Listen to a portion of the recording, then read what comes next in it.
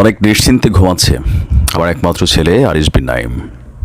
আমরা চাই এমন নিশ্চিন্তে যেন ঘুমায় বাংলাদেশের প্রতিটি সন্তান, প্রতিটি মায়ের সন্তান, বয়সের পরিমাণ যাই হোক না কেন। কিন্তু এতটা নিশ্চিন্তে কি আসলে ঘুমানো সম্ভব সবসময়? প্রত্যেক সন্তান কি তার পিতার এমন ভালোবাসা পাবার মতন সুযোগ হয়? দেশে থেকেও হয় না। দর্শক, আজকের এই ভিডিওতে আমি আন্তরিকভাবে ধন্যবাদ জানাচ্ছি ডক্টর মোহাম্মদ ইউনূসকে।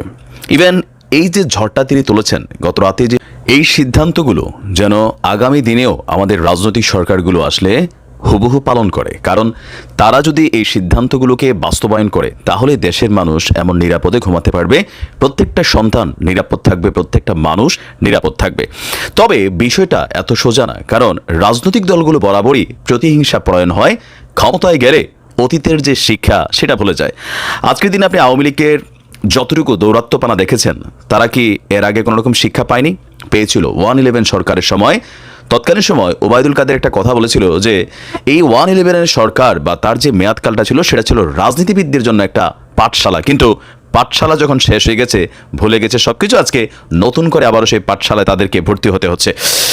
এই মুহূর্তে বাংলাদেশ আওয়ামী লীগের যে শেকড় আছে, প্রশাসনিক শেকড়, আমি আমার ভিডিওর প্রথমে যে কথা বলেছি, এই নিশ্চিন্ততার জন্য একটা জিনিস দরকার, প্রশাসন। বাংলাদেশে যতক্ষণ পর্যন্ত প্রশাসনের, বিশেষ করে আইন শৃঙ্খলা বাহিনী, তারপর হচ্ছে ডিসি, এসপি, ইউএনও, বিচার বিভাগ, এই সেক্টরে যারা দায়িত্ব পালন করবেন, দল মত সব কিছুর ঊর্ধ্বে গিয়ে তারা যখন তাদের ইমানি দায়িত্ব পালন করবেন, তখনই কেবল সম্ভব আপনার সন্তান বা আমি বা আমার মায়ের যিনি আমরা সন্তান আছি, আপনার মায়ের যারা আপনারা সন্তান আছেন, তখনই শুধুমাত্র সম্ভব এরকম নিশ্চিন্তে ঘুমানো।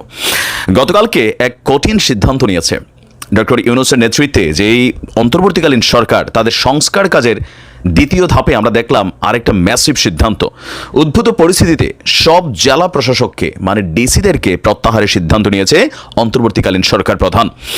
20 আগস্ট তাদের প্রত্যাহার করা হবে, মানে আজকেই প্রত্যেককে তাদের দায়িত্ব থেকে সরিয়ে দেওয়া হচ্ছে। এরপর নতুন করে নিয়োগ দেওয়া হবে আরেকটা টিম। সংশ্লিষ্ট সূত্র এই তথ্য জানিয়ে বলছে যে গতকালকে রাতে মন্ত্রিপরিষদ সচিব মোহাম্মদ মাহবুব হোসেনের কক্ষে একটি বৈঠক অনুষ্ঠিত হয়েছিল।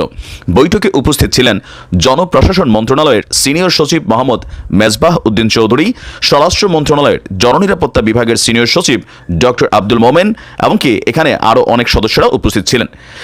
ডিসি নিয়োগ ইস্যুতে বিগত সরকারের আমলে যে দলীয়করণ করা হয়েছে, অথবা চাকরিতে ব্যাকগ্রাউন্ডে বিভিন্ন ধরনের রিপোর্টের ভিত্তিতে আসলে গুরুত্বপূর্ণ এই পদগুলোতে আওয়ামী লীগ তাদের নিজের সমর্থিত অথবা নিজেদের কর্মকাণ্ড আদায়ে সহজতর হবে এমন ব্যক্তিদেরকেই নিয়োগ দিয়েছিল। ইভেন যোগ্যতা থাকা সত্ত্বেও সেই আমলে আপনার 5 জন আলোচিত ব্যক্তি তারা এই প্রশাসকের পদে আসীন হতে পারেননি। তারা হচ্ছেন বিসিএস 24 ব্যাচের নূরজাহান খানম, নজরুল ইসলাম 25 ব্যাচের নুরুল কবির ভুইয়া, ফরিদা খানম এবং 27 ব্যাচের সারওয়াল আলম। উদ্ভূত পরিস্থিতিতে দায়িত্ব পালনে অনেক ডিসি অনীহার কথা জানিয়েছেন। কারণ অনেক জায়গায় আমরা দেখছি গণমাধ্যমের রিপোর্টগুলোতে যে ডিসি কম আওয়ামী লীগের এজেন্ডা বাস্তবায়ন অথবা পলিটিক্যালি সার্ভ করার জন্যই অনেকে এই চেয়ারগুলোতে বসেছেন। অ্যাজ এ রেজাল্ট কী হয়েছে, সারা বাংলাদেশে যে সিস্টেম আছে, সিস্টেমটা ধ্বংস হয়ে গেছে। তো এই সিস্টেমটা যদি অ্যাক্টিভ থাকতো, সরকারের পদত্যাগ বা পতনের পর নতুন সরকারে এসে বিএনপি বসতো, সেখানেও তারা বরখাস্ত হতো, বাট এই চেয়ারগুলোতে আবার ওই লোকগুলোই বসতো যারা বিএনপি সরকারকে সার্ভ করবে। এটাই কিন্তু 53 বছরের চিত্র। বাট এই চিত্রটাতে পরিবর্তন আনার জন্য এখন যেই কি বলা হয় যে মহান একটা ভূমিকায় ডক্টর ইউনূস সাহেব বসেছেন, বা তাদের যে উপদেষ্টারা যে সিদ্ধান্তগুলো নিচ্ছেন, এই মুহূর্তে প্রত্যেকটা সিদ্ধান্ত অনেক আওয়ামী লীগের নেতাকর্মীরা যারা আছেন, যারা ধরেন দুর্বৃত্তায়নে বিশ্বাসী, সহিংসতায় বিশ্বাসী, তারা ভাবছেন যে ডক্টর ইউনূসের এমন সিদ্ধান্তগুলো তাদের জন্য ক্ষতিকর। কিন্তু আমি মনে করি এটা ক্ষতিকর নয়। কেননা এই সিস্টেমটা যতক্ষণ পরিবর্তন না হবে, যতক্ষণ দল ক্ষমতায় আপনি ভালো থাকবেন, যখন দল ক্ষমতায় নাই আপনি দৌড়ের উপর থাকবেন। এবার এটা হোক আওয়ামী লীগ, হোক বিএনপি, কারণ এই প্রশাসনিক সিস্টেমটাকেই করাপশন করা হয়ে ফেলেছে। পাশাপাশি সেইখানে যাদেরকে নিয়োগ দেওয়া হয়েছে তারাও তাদের পেশাগত দায়িত্বের বাহিরে গিয়া বিরোধী দলকে, মানে ক্ষমতায় না থাকা দলকে দমন পীড়ন, মিথ্যা মামলা, মানে নানান ধরনের অ্যাক্টিভিটিসের মাধ্যমে মানুষগুলোর জীবন হারাম করে দিয়েছিল। সব মিলিয়ে জেলা প্রশাসককে এই মুহূর্তে ঊর্ধ্বতন কর্মকর্তাদের সাথে কথা বলার পর জেলা প্রশাসকদের প্রত্যাহারের সিদ্ধান্ত নেওয়া হয়েছে।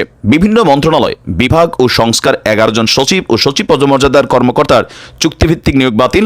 উপজেলা প্রশাসনে যারা উপজেলা চেয়ারম্যান আছেন তাদেরকে বাতিল।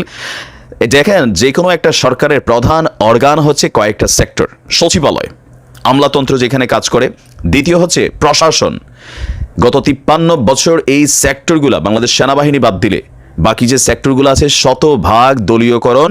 ডিসি, এসপি, ইউএনও প্রত্যেকে নিয়োগ পাওয়ার আগে তাদের ব্যাকগ্রাউন্ডে পলিটিক্যাল কি ইনভলভমেন্ট ছিল সেগুলো দেখেই কিন্তু আপনার এই নিয়োগগুলো দেওয়া হয়েছিল। যোগ্যতা থাকার পরেও হয়তো ছাত্র জীবনে বা কোনো একটা কারণে ছোটোখাটো একটা পর্যায়ে এসে তিনি রাজনীতি করেছেন, আওয়ামী লীগের করেছেন, বিএনপির করেছেন, কিন্তু দল যখন ক্ষমতায় না থেকেছে তার মেধাকে মূল্যায়ন করা হয়নি।